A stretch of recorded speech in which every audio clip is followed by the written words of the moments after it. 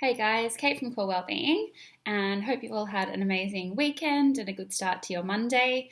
Just thought I would film a hopefully quick video about something that I've been delving a whole lot more into recently, which I've found is so powerful in my own life, in my health, in the health of my clients, and just in, friends. And I think everyone can really benefit from having a little think about mindset, and specifically, I guess, around the idea of letting go.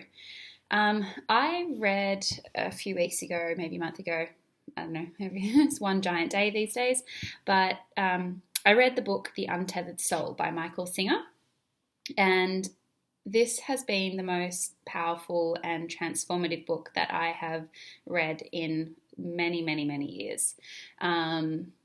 It's just really changed things for me, and I highly recommend every single person go and get it and read it. I probably should be carrying around a massive suitcase of the books because I talk about it that frequently, and every second person, anyone who will listen, I basically talk about the book too. So highly recommend. And what it's all about, he talks a lot about sort of consciousness and becoming an observer of your thoughts, and talks mostly about letting go, and in a way that's really easy to understand. He uses really good analogies and things that the whole way through I was just having like light bulb moments left, right, and center, and found it really easy because I could understand it fully to apply to my everyday life. So I guess the reason that I think this is really relevant to talk about from a clinical perspective for me is I deal with a lot of clients who have anxiety, depression, mood disorders, and there is just this generalized feeling of stress and overwhelm, discontentment that's going through society as a whole, I think. And 100% there are nutritional biochemical factors that need to be addressed in a lot of people's situations. There can often be structural factors that need to be addressed in terms of your nervous system being balanced and your body knowing where it is in time and space. Other things that can be putting stress on the body that can cause you to feel feelings of anxiety or feelings of depression. But outside of this, and I think the third part that we really need to assess, and this is not just in mood disorders, this is with relation to all aspects of health, is mindset and what's going on up here. Because we spend so much of our day just unconsciously doing what we've always done. We kind of accept the thoughts and the beliefs and the feelings that we experience as our reality, and we don't ever really jump in unless you decide to take that conscious action and change things and maybe try to see things differently. I guess when we think about let's say anxiety or fear or that kind of sensation where you feel anxious or scared and really it's an emotion that is unfounded and it doesn't serve a purpose. So for example, if I am feeling anxious about the possibility that, I don't know, this week all my clients are going to cancel and therefore I'd be left without an income, that's, for me, like I don't feel like that's actually a reality. So maybe it's a poor example. Although a few weeks ago when it was school holidays, that was a reality. I found that I went from having a diary that was nearly fully booked to most people kind of cancelled because they'd booked so far in advance and they had holidays and et cetera, et cetera. So it has been a reality. It's not that unlikely for me. However, if I, in this present moment, decide to sit with those feelings and get worked up about it and feel stressed and then move about my day carrying those sensations and those emotions, what purpose does that serve? It hasn't happened yet, whatever the event is that I'm getting concerned about in the future. It hasn't actually occurred. So by stressing about it and feeling the feelings now, it doesn't help me in any way. I guess we always are acting in a way to try to keep us safe and to try to keep us happy. And maybe I would be thinking, well, I've got to put some thought into this now because if that happens, then I need to have a backup plan and I need to know what I would do. But the reality is when I get into that state, I'm actually moving myself closer to the very thing that I don't want to experience. You notice let's just run with this example. if I was feeling anxious that all of my clients were going to cancel on me, then I would probably go into the consultations with the people that I was seeing, and I'd have this air of sort of desperation. I'd be like, "Oh, I really think you should come back in like 2 days to come and see me," which I would never do. That's not realistic. But the dynamic changes, and whether people pick up on these things subtly or more overtly, it's still there, and you can very often end up, not because of anything. I mean, I do believe in you attract what you put out there, but I think even in a more worldly sense, those, like, that's a real deterrent. If you've got a practitioner or a person in your life who's really clingy and desperate and is carrying that kind of energy, you pick up on it in their body language, in their language, in their just behavior in general. So you're perpetuating the very thing that you don't want to experience, if that makes sense. I think as well, when we talk about letting go, it's so profound when you can actually start to practice it. And that's not to say that you have to, experience everything and that doesn't affect you whatsoever. But it's more about the choice that you have between when you have that stimulus, so whatever it is outside of you that occurs, and then how you choose to react.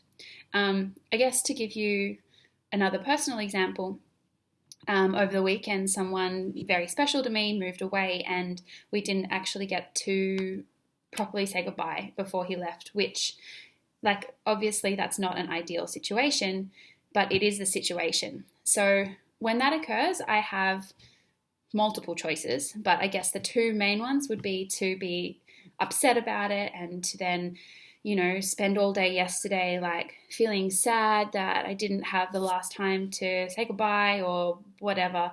Or I can just accept, like, okay, that event has actually already happened. So me re-experiencing, it's not that I didn't feel that, oh, that's sad. Like, definitely I felt it. I'm not going to deny that, but you feel it and you just let it pass. Everything passes with time, and the more that you can practice that letting go, it changes your experience in a really, really positive way. Following on from that, I potentially, if I'd gotten myself into that, like, oh, I can't believe that's happened, it's really sad, it's down, down, down, like whatever that downward spiral is, yesterday I may have spent the day lying around in bed rather than having a couple of really nice interactions with some friends, and I did, nice meditations, I went to the markets and these things that, like, my day was great.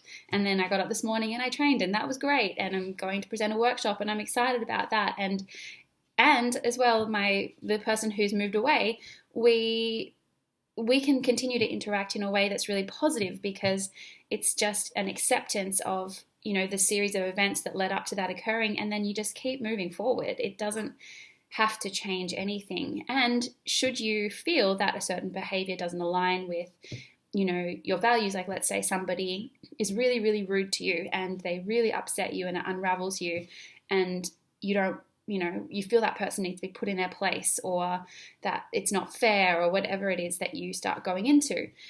You can feel those things. You can identify, hey, that behavior actually doesn't feel acceptable, and that made me feel hurt, or actually not made you, you do feel hurt, or you have to own the emotion is what I'm getting at. But then the choice is yours. You can choose to, continue interacting with that person or continue experiencing that behavior, or you can choose to say, actually, this isn't good enough for me, and remove yourself from it. But either way, you still need to try to let go of that initial emotion.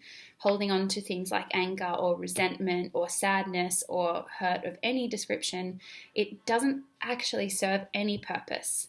I'm not suggesting that we suppress our emotions or that we don't respond to them. It's more that you can start to experience them with a sense of curiosity and be like, hey, that's interesting. Like, that triggered this feeling in me, and know it and feel it, and then just let it keep moving through you. You don't have to cling to it and suddenly become like, oh, I'm no longer Kate. I'm angry, or I'm sad, or I'm resentful, or I'm victim, or I'm, emotionally traumatized. Like, all of these labels that we then attach to ourselves, and we allow that to become our experience rather than just letting it move on through. One of the examples or the analogies that is used in The Untethered Soul, which I think was really interesting, was we were constantly, all day, every day, bombarded with stimulus. You drive down the street and you see like tree, like telegraph pole, car, and for some people they'd be driving and it's just like it's a non-event. All of that stuff, they see it, but it doesn't really hit anything. It just keeps on passing by. But then for someone else, they might be like tree, telegraph pole, blue car. My ex-boyfriend drove a blue car. He was a real jerk. I can't believe he did that to me. Blah, blah, blah. Victim. And suddenly this blue car, which has passed you, which isn't actually anything related to your ex-boyfriend, has triggered all that stuff in you. And then you carry that experience and you basically relive all of those emotions because you haven't been able to just let it go. Even if you passed blue car, for example, and it triggered like, hey, my ex-boyfriend drove a blue car and he really upset me, rather than then spiraling into that story, you can still recognize it, you can still feel it and be like, hey, that was interesting. That triggered that emotional response in me. I wonder what that's about. Okay, let it go. Like clearly it's not him. It's not anything to do with that last situation. Let it go. I guess the practice of letting go is probably easier said than done initially, but once you really start practicing, I guess that's why it's a practice, it becomes so easy and you start to experience the world in such a different way. Ultimately, any sort of suffering or any holding on to those negative emotions, it doesn't ever change what's going on outside of you. It only changes things for yourself and not in a way that's positive. I guess if you are suffering from, mood issues, or you're feeling anxious, you're feeling depressed, you're feeling overwhelmed, like whatever that experience is for you, absolutely, there can be other factors. There can be biochemical factors, there can be nutritional factors, there can be structural factors, there can be, and sometimes things that come your way in life are really hard, and this isn't to minimize what's going on, but I guess just to understand and to pull it back to yourself and know that you are totally in control of how you react every single time. Any feeling that you're feeling, any reaction that you're having, you are actually in control of that. It may not feel like it. It may feel like there's all these outside influences and, things where other people should have done things differently, or it shouldn't have rained on that day because it ruined my wedding, whatever. But anything that's outside of you, you actually cannot control. There is no way, and you shouldn't really want to either. But what you can control is that inner world and what's happening and how you then experience what you experience day to day. So I hope that made sense. Felt really passionate about that. I'm just I find it really, really fascinating and so powerful, so transformative. Highly recommend reading The Untethered Soul.